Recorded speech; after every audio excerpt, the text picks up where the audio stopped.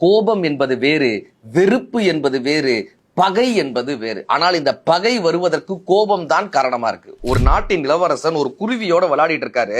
இந்த குருவி தன் சொல் பேச்சு கேட்கலன்னு உடனே கோபப்பட்டு அந்த குருவியினுடைய தலையை திருகி, அந்த குருவி குஞ்சினுடைய தலையை திருகி அதை கொண்டுறாரு. இதை பார்த்த தாய் பறவை பதறி அடித்து வந்து தனது குஞ்சை காப்பாற்ற நினைக்குது.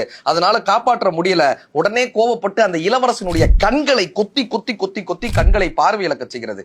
தன்னுடைய மகனின் பார்வை இழந்து விட்டான்னு தெரிந்த உடனே கோபப்பட்ட அந்த அரசர் என்ன பண்றாரு, தன்னுடைய படைகளை அழைத்து அந்த குருவியை வேட்டையாட சொல்றார். இந்த குருவி எனும் அனைத்தும் ஒன்று சேர்கிறது.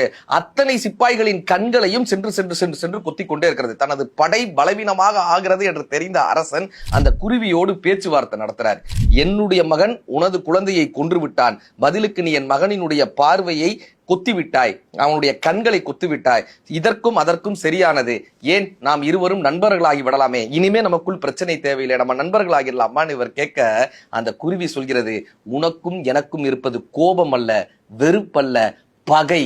இந்த பகை தீரவே தீராது. நாம் நண்பர்களானாலும் கூட இந்த பகை வேறாக இருந்து கொண்டே இருக்கும். பகையை ஒழிக்கக்கூடிய ஒரே விஷயம் அதை ஆரம்பிக்காமல் இருப்பதுதான் அந்த குருவி கத்துக் கொடுத்துட்டு போச்சாங்க. நம்ம வாழ்க்கை துறை மீதாக இருக்கட்டும், உறவினர்கள் மீதாக இருக்கட்டும், நண்பர்கள் மீதாக இருக்கட்டும், ஒரு கோபம் வரும்போதே அதை கிள்ளி எறியுங்கள். அது வெறுப்பாகவோ பகையாகவோ மாறாமல் பார்த்துக் கொள்ளுங்கள்.